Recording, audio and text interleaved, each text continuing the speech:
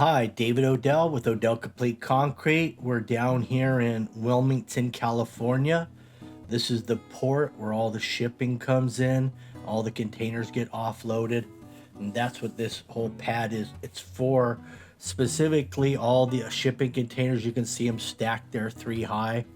They can actually go 6 high, and sometimes they do, fully loaded on this concrete with massive forklifts. So this is a really structurally strong piece of concrete here. It's 12 inches deep. It's 4,500 PSI. It has rebar 1/2 inch every 16 inch on center. And all the soils was over excavated 3 feet deep and put back in there with soils engineering, watching the entire process. And that's all in part one, prepping this whole area to meet the standards required for this particular type of environment that we're going to be subjected to here. We got the boom pump on site. We have Kenny. Kenny came down from Arizona on this one. My brother Doug's here. Also, my other brother Darren, he's also here. So we got the 3 amigos on this one. And here's the vibrator we're going to be using. It's a Milwaukee cordless, so it's got the big fuel MX fuel battery in there. It's not on the back right now, but pretty soon the fireman, he's the one operating it. He's going to be slinging that on his back because he's going to have to actually get out there. Right now he's doing the perimeter because we have a massive keyway that locks in the existing to this. He's also going to have to get out there in the middle and then hit all the they're not really cold joints, but where the 2 seams overlap. All right, here's the new tool. We got a variable drive, so it increases or decreases how hard it's hitting. What do we have in here? We've got the battery, Milwaukee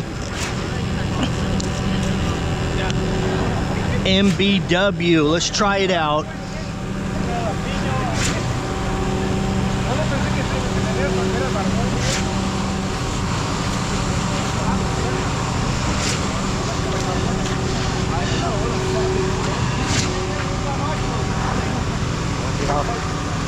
I need to turn it up a little bit more, I think. What?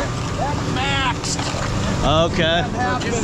Maybe you can start right there, like a 8 inches away from the. Start here. Right there.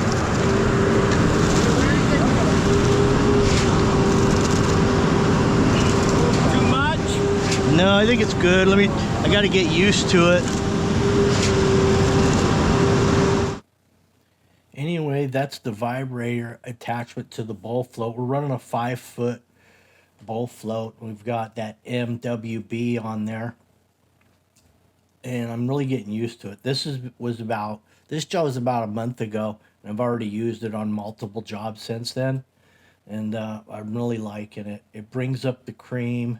It eliminates the tamp, the roller tamp, or the jitterbug, and this it's all one and done. And it's going to make it flatter for you too. So I use it on all big rock jobs. I mean, you can use it on pea gravel if it's stiff enough, but for big rock, it really comes in handy. So this is going to be 350 yards.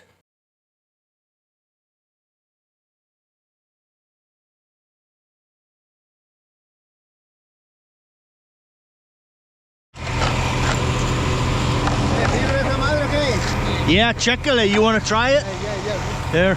Toma. There. You can run it, and I'll video it.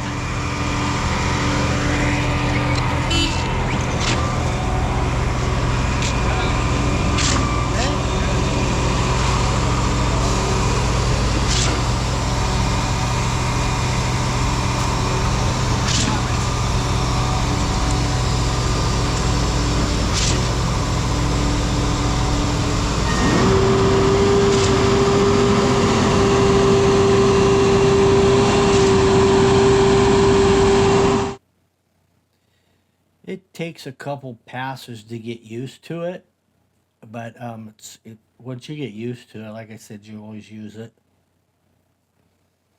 Now, picking it up after every run and then moving it over, I've learned to not do that, and what I do is I just angle it over and never lift it off the slab. Just keep angling it. That way you never have to pick it up and move it. That's the one thing I learned from this, because it's heavier, than your average bowl float with nothing on it. It's probably comparable to two concrete weights being added to it. And if you do that all day long, you're gonna feel it. It will save you a trip to the gym, though. That's the beauty of it. Kenny's on the boom hose. He got one bay in. He got one bay all the way down, and then we switched with another guy. And that's the beauty of having all these guys here and they all know what they're doing. You can just keep switching off on different things. Like we switch our rod guys, our shovel guys, boom pump operator, you know, bowl floaters, edgers. That way, no one really had to work hard, and it wasn't so repetitive. You just keep switching guys around here and there. But it's donut time now. No, he's from, let's see. Look at what our pumper brought us. Four Arrows brought us these treats. They had a feed truck. And because we have it on camera, we can go back and go, oh, okay, this is the guy that was rotting it this time, so we know where he went wrong. That's the beauty of filming these. You can take a look after you switch all the guys up and figure out, okay, this guy's really doing well right here. So I really recommend it, when you're running this type of an operation. So I've got two of those vibratory bowl floats, and they're running both directions. And then we're going to hit this with some power trowels. We had a little issue with the concrete trucks, after the first, 7 loads. We had a little hesitation, but I think it's because it was that time in the morning from the batch plant to here, rush hour traffic, early morning. And then once we got past that hump of the rush hour traffic situation, it was really moving along quite well. We had 2 trucks at the hopper all the time. And there's a point where it really turned into a shit show when one of the concrete truck drivers backed into the pumper and got kind of hooked up on the steps on the back of that pump. I'll show a little bit of that later. It didn't do a lot of damage, but the pumper wasn't very happy about it. Now I've already switched too. I got off of the bowl float and then I gave it back to one of the younger guys. That's the beauty of it, You got to have the younger people out here, and you can tell them what to do, and then they can do it without, having to struggle through it. And then if they fall down, they just get right back up. Now, if you want to watch part 1, the demo and the soil compaction with the soil testing going on, you can check that out.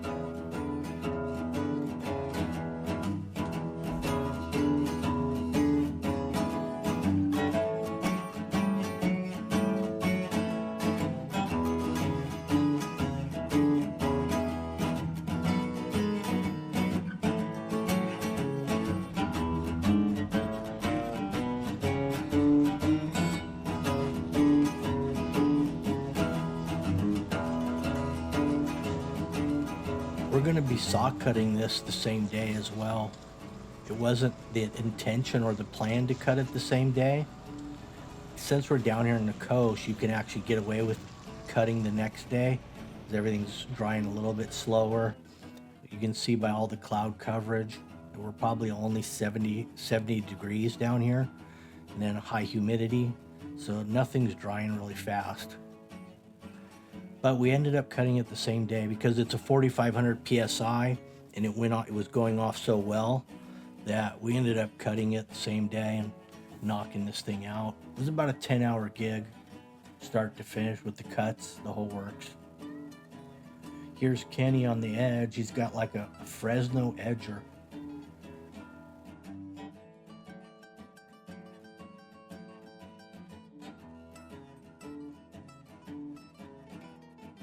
That little magnet radio right there is really nice. It's actually, for the size and the sound quality, it's really surprising. But yeah, you could hear it. Like if I put this on a gas engine, it would be no point because I wouldn't be able to hear the music unless I had some ear pods off of it or something. But in this case, you'll be able to hear it here later on in this video. You'll be able to hear the machine running and the music playing, and you can see for yourself how easy it is to hear this.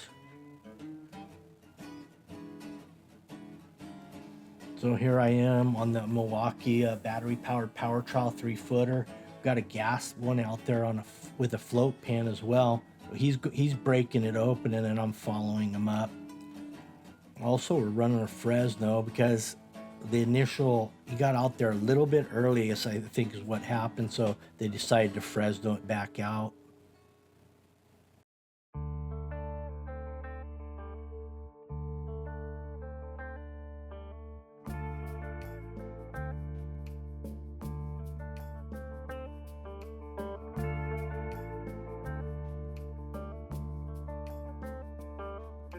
But you notice that section got broom first, and it wasn't even, that was about the 6th load. So it was drying a little unusual. At least the initial bay was. But after that, it was pretty consistent. And here's the beautiful sound of the music over that machine with no problem.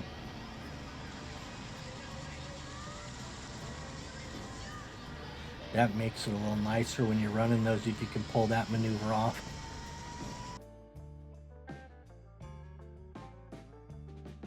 This is your boom operator right here. He's moving that hose around, so he's keeping an eye on where it needs it and how fast to move it around. Here's our lunch today. Look at it. It's a good lunch, huh? Chile. Again, look at it. Oh, wow. That's a big one. The fucking big jalapeno. Juan really likes the big jalapeno peppers. I've noticed he always gets the biggest one typically. But that was some really good burritos.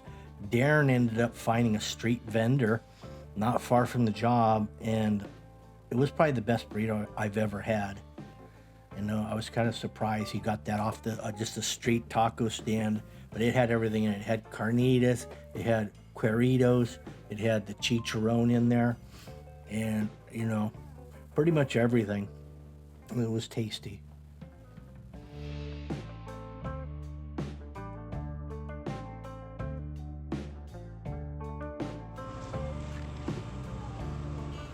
Here I am catching the edges. I'm using just a wood hand float here. That's my preference on a hand float because I can move mud a lot easier. Like, with the magnesium, the fiberglass, it seems to me they're like more for smoothing. And usually when I'm doing hand floating, I want to be able to move it around and shape it at that point. And then when I want to smooth it, I'll go to like a trowel, steel trowel. But at this point, I really like the wood. And it's much lighter than all the rest. So if it's hanging on you, you got a lightweight tool that can move mud really, really easily.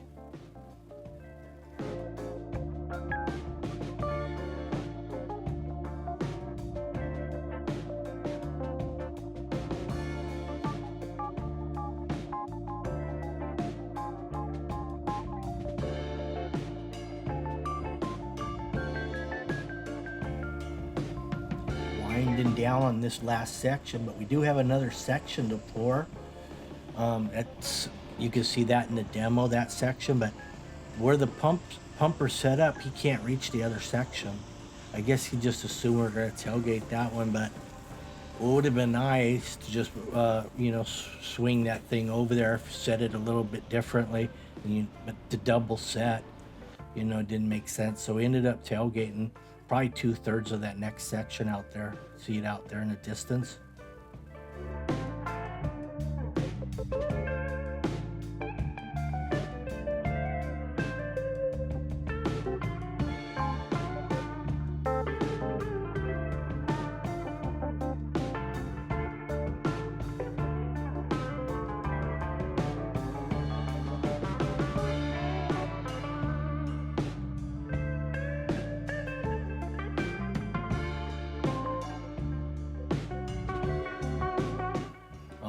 This is right after we got done brooming, and we sprayed curing compound on here. Then we just went to saw cutting. We're just following the existing cuts on the surrounding slab. They're about, I think they're about 20 by 20s is what it is. Initially we weren't going to cut it, but Kenny ended up having that soft cut machine he just picked up at Marketplace, some city in Cali, for $1,000. So he wanted to test it out. He didn't have the blade, but I did, so I used my blade and his machine, and we were able to knock this thing out in 10 hours and wrap it up. Anyway, thanks for watching. Make sure you like, share, subscribe. See you on the next one.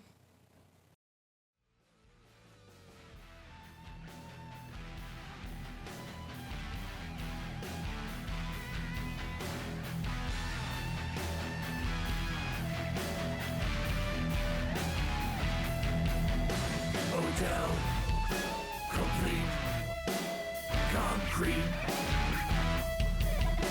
Odell, complete concrete.